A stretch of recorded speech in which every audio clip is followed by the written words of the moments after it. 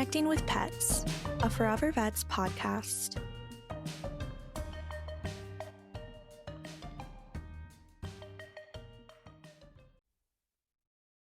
Welcome back to Connecting with Pets podcast episode number 18, season 2 of the Connecting with Pets Forever Vets podcast.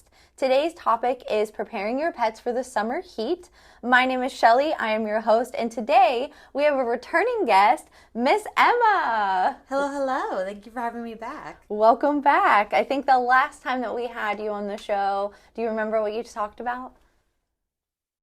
Potentially. Oh, yes, we talked about all the different events and donation drives and fundraisers and things like that we get to do. Yes, all community events and all of that fun stuff. So today, we are switching up the topics a little bit, and since we live in Florida and we are approaching the summer heat, we're not even in summer officially, but it already feels like it is. Exactly. So for anyone that did not join in and listen to our community episode, I definitely encourage you to go back, listen. Emma's great in that one, but anyone that didn't listen, kind of give a little behind the scenes of who you are, what your role is with Forever Vets before we jump into our questions. Yeah, absolutely. So my role has changed a little bit in my time with Forever Vets, but currently I am serving as a director of culture and development. So what I do is just making sure that all of our staff has those continuing education opportunities, a strong training foundation, as well as making sure that at the end of the day, everyone is walking out saying, hey, I love where I work. I want to continue to give back. I know why I'm here. No, that's amazing. And she does a fantastic job. She travels to all of our locations and really is a great support system internally to all of our staff members. So thank you so much for being here. And let's go ahead and jump right into the questions. So like we stated before in the introduction, Florida heat is no joke. And we are not even to the first official day of summer here in Florida, but we are already preparing ourselves and being a prepared pet parent. What are ways that we can protect our pets as we go into these hotter months this summer? Yes, and this is something I have already had to start paying attention to for my own dog, who thinks that he is like a desert dog and cannot handle it, because it has already been like in the 90s for almost, I feel like a month now. But with that, so kind of the biggest things are going to be being aware of the heat and how it affects our pets. Okay. So before we get too far into things, I guess what I wanted to say was one of the biggest concerns that we have with the heat is something called heat stroke. And what exactly is heat stroke? If you want to tell the viewers that. Yes. So a dog or a cat, it can happen in cats too, their normal body temperature is somewhere between 99.5 degrees Fahrenheit to 102.5 degrees Fahrenheit. Now what happens is heat stroke is a condition that occurs when the body's temperature rises too high and it cannot be cooled effectively. So typically this is where, a temperature really greater than like 104 or greater, but really if an animal gets over like 102.2 or even into 103, we want to start cooling them down. And if you were, let's say I'm at the park or something and I'm out walking my dog and I realize that maybe they're starting to get the signs of heat stroke, what can I do in that very moment? Yeah, so first of all, it's important to understand what the signs are. So you have to keep in mind that our animals only have sweat glands on their paws. So that's where they start panting a lot because that is their main method for cooling off. So not only can high temperatures cause heat stroke, but high humidity can too. So keep in mind that even if it's not 90 degrees, it could be 88% humidity and that can cause heat stroke too. So those signs and symptoms, it's going to be things like heavy panting, drooling. They can have diarrhea, might be vomiting, weakness, confusion, and it can actually lead to seizures. So it can affect every single body system. So with that, the biggest thing that we want to do is we want to start cooling them down. Okay. So probably the best way, number one, is, of course, not everyone just has a thermometer on them 24/7. So, I personally don't. I don't have one in my car either. I barely have one for myself as a human being. So with that, of course, yes, you start seeing these signs, actively go ahead, take measures to start cooling them. If you do have a thermometer, ideally, using a rectal thermometer, it's not our favorite, but it gives us a better temperature to take their temperature. But to start cooling them, we definitely want to wet the animal with lukewarm water. So we don't actually want to use cold water. Cold water will actually decrease their body temperature too fast, and this will cause more issues. It can actually make them overheat a little bit more, believe it or not. And that's something different from like humans, because when we're hot, you want cold water, Yeah, or a cold cloth or something along the lines. Yeah, and I actually don't know if it might even work the same way in humans. I really don't know. But the way that it works with pets is essentially if you're cooling them down too fast, their body's going to say, hey, wow, I'm cold.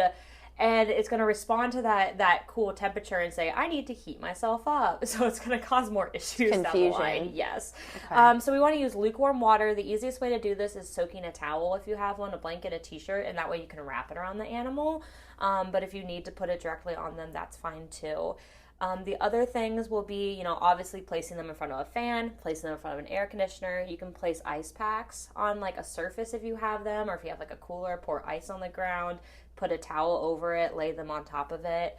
And then the biggest thing is, yes, go ahead, start cooling them, but get them to your nearest veterinary clinic. It's definitely something you don't want to handle on your own. Yeah, for sure. Continuing on with our questions, do you have any more advice to maybe someone that is new, that have just recently moved to Florida, that has never really experienced a Florida summer before? Yes, and it's important to remember too, like I said, so heat stroke can occur from high temperatures, but also high humidity. Right now we have a lot of high temperatures. Humidity is not that bad yet. Yeah, particularly in July and August. I promise you it will get very bad. And then we have both heat and humidity. So that being said, the best things to do is going to be limit our outdoor activities really between the hours of 10 a.m. and 4 p.m. Those are typically kind of the worst for humidity and for heat. So if we're going to take them for long walks because we need to wear them out, I know I need to with my dog or whatever it is, definitely doing it before the hours of 10 a.m., after 4 p.m., honestly, even a little bit later, a little bit earlier. So maybe the first thing when you get up, last thing before bed. For sure. Yeah. I love the evening walks when the sun's gone. Even with the sun being gone, sometimes it still feels like it's 80 degrees outside. Yes. So I know you're timing that with the afternoon thunderstorms and things that might come, but earlier is better, for sure. Absolutely. The other thing is going to be, obviously, never leave your pets unattended outside. Even if you have a sunbather, my dog, he loves to go outside. We call it sun potatoing, but he loves to go outside, sit in the sun like he's a little baked potato. But he will literally be sitting there panting his heart out. And yes, at the end of the day, he could say, hey, if he's really that hot, he could come inside. But it's kind of like a toddler, right? They might be doing something they don't know isn't good for them. And we have to be the ones that are responsible and say, hey, no, like you got to come inside. So be responsible for your sunbathers. A couple other things to consider. Yes, of course, providing shade and water. But you can actually get cooling vests or mats. Oh, I love the cooling pads on the grounds. And those can be used for cats, too. Yes. If you have any cats that like to go outdoors, I know my family has a lot of them. They go on our little catio. Yes. And they love to be sunbathers, too. But make sure you have that water out there, and they do enjoy the cool pads as well. 100%. Yeah, so there's the vest, the mats. These don't fully prevent heat buildup, but basically what the cooling vests and the cooling mats do is they use evaporation and reflection and pull heat away from your animal's body surface. So basically what they're doing, again, eventually the animal is still going to get hot, and you still need to be mindful. It's not a total fix, but it's going to slow down the rate at which their body temperature rises. So those are really good tools to help, like, being able to allow them to be outside for longer periods of time. The other thing, too, to consider that a lot of people forget is get your pet regularly groomed. I do not mean shave your dog. Yeah. Please don't necessarily go around shaving your dog or your cats. It doesn't actually make it cooler for them. But what I'm talking about here, particularly for like our doodles, our poodles, Newfoundlands, Malteses even, Pyrenees, those animals who need regular grooming, is usually because they are prone to getting mats. Matting and matted coats will actually prevent air from reaching your dog's skin. Oh. And so it's going to trap heat, it's going to trap moisture, and that's going to lead to, again, overheating, even hot spots, which are infections, things like that. So definitely in Florida, definitely upkeeping grooming, super, super important. That's really important. And if you're looking for grooming services, just to put that out there, we do have them at our Bay Meadows location and our Passetti location as well. We're always accepting new clients, and regardless if it's a cat or a dog, especially with the Florida heat, get them on the schedule. Yeah, don't forget about cats too. Cats get matted too, and it's the same thing. It traps heat too. So brushing kitty cats, keeping them well groomed. For sure. And I know there's a lot of things that you can kind of prepare in a sense, but if I was planning on going on like a day trip to the beach, with my dog, probably not my cat, because cats don't particularly like that. But what would I expect if I've never experienced like a Florida summer? Like if I had a go bag, if you could say, what would be in that go bag? So my biggest advice for people, number one, is, hey, if you are taking your dog to the beach, or even your cat, some cats do like it, not all, you're taking your dog to the beach, again, do it in the early morning, do it at night. Don't plan to have them at the beach with you all day long. They may love it, but again, it's something where they cannot cool themselves like we do. Yes, they can get in the water and that can help, but again, it's kind of that idea of it is prolonging the heat buildup, and it's, I guess, it's lessening the time it takes to get there, but it can still happen. So with that being said, again, packing cooling mats, having cooling vests, definitely a water bowl, a tent for shade, or a big umbrella for shade. Shade is good. Extra towels, extra blankets. When you're going to a beach, already look ahead and say, hey, what is the nearest vet? What are their hours? Heaven forbid something's happened, because there are a lot of things that can happen on a beach, or maybe you're on a lake or whatever it may be, or even at a sports game with your pet in the summer, that are not only just heat stroke. There are a lot of other things that can happen, especially in Florida summers. For sure. So what you just brought up, Emma, actually is a great segue into my next question. So if you're a pet parent and you're planning ahead, you want to know the most local veterinarian, emergency, of where you would go, what you would do. But once you find that, if your dog's overheating and you get there, what does that look like behind the scenes? Definitely want to take them to the vet, because prolonged heat exposure can and often will damage, unfortunately, almost every organ in the body. So not something you want to tackle on your own just to be safe. Basically, once you arrive at the clinic, the prognosis for heat stroke is going to depend upon how high the animal's temperature got and how long it was elevated. Okay. So there are the chance that, unfortunately, heat stroke can be fatal in some situations, not always. But even if we're able to help the pet recover, sometimes there is permanent damage. So basically what a clinic is going to do, the first thing they're going to do is get a good temperature. So they will get a rectal temperature. That's the most accurate for us. And they're immediately going to begin those cooling measures. Their cooling measures will look in some ways similar to what you're able to do. So it will be things like putting those lukewarm towels on them, fans, ice packs under them, things like that. But then there's a lot of other things they'll do too. So they will give them oxygen therapy. Most of the time we will give intravenous fluids. So we will give fluids into the vein, one, just to kind of help regulate blood pressure and correct dehydration that can occur. But also, fluids are actually a little bit cooler in temperature most of the time. So that can actually help cool the body as well by putting something cold directly more so into the veins. There are other medications we can give. So based upon symptoms, if they're vomiting or heaven forbid they're having seizures or something serious, there are medications that we can give, and those medications will help control those more serious life-threatening symptoms and side effects. But also there are medications that we can give that can help cool the body temperature, even if it's something like giving them something that helps relax them, because again, now they're in a clinic, now they're more stressed out sometimes, and so then stress can add heat, right? So we do have medications to help combat that. So there are a lot of ways that clinics are able to kind of tackle heat stroke for you. For sure, and it's great to know how to stabilize your pet, to know the warning signs, and to have that backup plan of where to go for that emergency care. Yes. So that's great to know, 100%. regardless if you've lived in Florida your whole life, if you're new here for the summer, is kind of, getting a feel of your surroundings and things like that.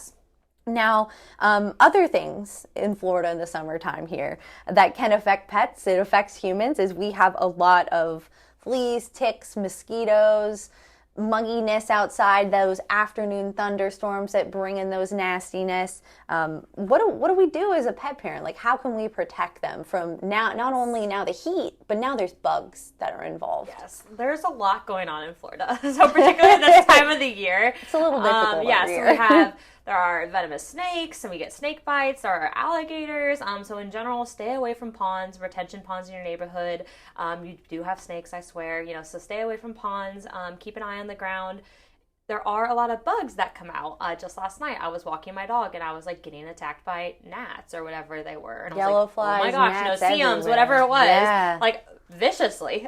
So they're attacking your animal too. If you feel them, your animal's there getting it too. So there are lots of different things, like you mentioned. We are a very humid place, a very warm place. We get a lot of rain in the summer. That is great for mosquitoes. So we do have mosquitoes year round. Obviously, there is an uptake in mosquito populations around this time of the year. Mosquitoes are what transmit heartworm disease to our pets, which is something that will be fatal if it's not treated. So heartworm disease is something that can spread from dog to dog because a mosquito will bite one dog and then pass it to another dog. Now, that being said, we do have prevention for it, which is super great. So we definitely recommend prevention year-round here in Florida, because even if your dog spends most of the time indoors, we've all found a mosquito in our house, right? So if there's a mosquito in your house, it could carry heartworm. Your dog could still get it. So definitely recommend it year-round. So we want to keep them on all good heartworm preventative. Fleas, ticks. Obviously, yes, we also have those year-round in Florida, but the summertime, this time of the year, is really their favorite amps time up. of year. Yep. And another thing, too, to think about is a lot more people travel this time of the year. So there are people traveling from different areas, bringing different things back and forth. There are people who now maybe they are spending more time at the beach, or maybe they're going outside to parks because it's a little bit nicer, or whatever it may be. So now you're taking your dog to maybe places that they don't always frequent other times of the year, maybe completely new states, and you don't know what's there. You have other people visiting you, bringing their animals, whatever it may be. So you're getting a lot more exposure to fleas, to ticks, to mites, to all sorts of different things. So definitely you want to keep them on a heartworm preventative, flea preventative, tick preventative, and also intestinal parasite. One thing that we do at Forever Vets is we have a promotion, and with those rebates, with the prevention that we come in, regardless if it's heartworm, if it's flea and tick, we want you to get that bundle and to save money as a pet parent, because down the line, if your pet isn't on that prevention, you are going to be spending money that is much more than what the prevention costs for treatment. And Emma made a great thing. Even if your dog doesn't really go outside a lot, you still as a person go in and out, and you might be carrying something. There's people that are traveling. There's a lot of different things to think about, especially in the summer months here at Florida. If your pet is ever affected, like she said, by a snake, definitely seek out veterinarian care to a local vet around you. I know, would you say that you see the most snake bites for sure in the summer that come into the clinics that you've seen? Yeah, I would definitely say it is more of a summer thing. I would say spring and summer. Spring because it's when they first start coming out, and we're not necessarily ready for it and keeping an eye out for them because we think it's too early. But definitely this time of the year, spring, summer, we do see an uptick in snake bites in our patients. So we've had a great conversation in general to educate ourselves with Florida heat, what to do, but I want to hone back in a little bit on what are some safe activities that we can do with our pets to still have that summer fun, but to still keep them safe, and of course ourselves as pet parents too. Yes. So one of the biggest things is something I already mentioned. So that's if you want to go to the beach, if you want to take them, I don't know, if you're at a lake or whatever it may be, absolutely, it is totally okay. Go for it. But just making sure that you're doing those walks early morning, late at night. If they're even if they like to go swimming, of course, checking out the area, making sure you don't see any snake signs of alligators, just keeping an eye on them the entire time they're in the water. But still, I would even recommend still doing that early morning, late at night, avoiding the middle of the day. The other thing is that there are lots of fun indoor activities that can still wear them out. Again, I have a very high energy dog, and so we do lots of frozen Kongs, licky mats. I do like to take just like a Kong or like the little licky mat, and I'll do, I don't know, just like non-flavored, just plain yogurt. You can do canned pumpkin. Honestly, he has some wet food, so honestly, just use his wet food. And I'll even give it to him as like his dinner. I've seen people take kibble and they put water in their dog's kibble and they freeze it in a bowl, so then they have to work to like get really their good kibble enrichment. out. Yeah, and so it helps wear them out too. So we live by those. You don't have to freeze them. I freeze them because then it takes longer for my dog to get through it. Another thing are going to be snuffle mats. And don't forget, you can do these for dogs. You can do them for cats too. So my cats, they love licky mats. They love little Kongs. They love snuffle mats too. They started figuring it out and like using their paws to kind of dig around. So I like sure. You can absolutely give them to dogs and cats, or even if you have exotic pets, you can do it for them as well. Another big thing too is training. So training. I know it does take some time on our part, but training is very mentally stimulating. So teaching them a new trick, or even just getting them to work on staying in their bed for a prolonged period of time. That is mentally exhausting for them. Something else that you can do with training, again, it could be, there are lots of indoor places. There are indoor training sessions that you can go to. I know there's things with indoor agility or whatever it may be. So that's always something that you can explore, and it's great bonding with your pet too. Outside of that, thankfully, there are also indoor playgrounds. So we actually do have indoor playgrounds here with our boarding and daycare facilities. Of course, yes, we have splash pads outside, which helps keep them cool. We have pools, all of that good stuff. But unfortunately, sometimes it is still even too hot to have them outside, even in the pools for long periods of time. So we do have indoor play yards that are fully air conditioned, lots of toys. If your dog is social and likes to run around with other dogs, absolutely. There's playmates for them. Otherwise, again, like my dog prefers to be by himself. So we have lots of staff who will run around with them inside in that air conditioning and kind of tire them out.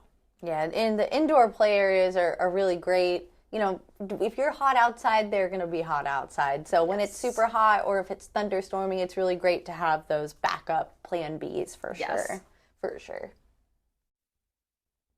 So, Emma, you have given us such great information, and before we close the show, I wanted to give the floor once more to you to see if there's anything else that you want our listeners to know. Yeah, so I guess if there is one thing you're going to take away from this, I think the biggest thing would be that, hey, heat stroke does happen. Just because you haven't experienced it, thankfully, or haven't seen it, we can tell you from firsthand, it does happen, unfortunately, all the time. So this definitely is something where, hey, I want you to understand what heat stroke is, how it happens, but the biggest part of this is just always have a plan, especially if you're taking your pet outside. If you're going to somewhere like a park or whatever it may be, or you may be away from your regular vet, take a look, see what's around you ahead of time. Keep a very close eye on your pet. This is usually when it happens, is when we leave our pet in the backyard, or we're just not, we're busy with other people, we're at a cookout, we don't notice. So keep an eye on them at all times. Definitely use some of those tools like the cooling vests, the mats, try to wear them out indoors. But be very aware because we are their biggest advocates. So we need to keep an eye out for them. For sure. Well, thank you so much for joining us again. And thank you for all of our listeners. Again, this was podcast episode number 18, season 2 of the Connecting with Pets Forever Vets podcast. Today's topic was preparing your pets for the summer heat, and we cannot wait for another episode. So stay tuned for podcast episode number 19, coming soon. Thanks everyone for listening. We are Forever Vets, locally owned and operated in Jacksonville, Florida. Visit us at forevervets.com to find out more about our community events, monthly promotions, and more specifics on animal care. Don't forget to catch our episode next week.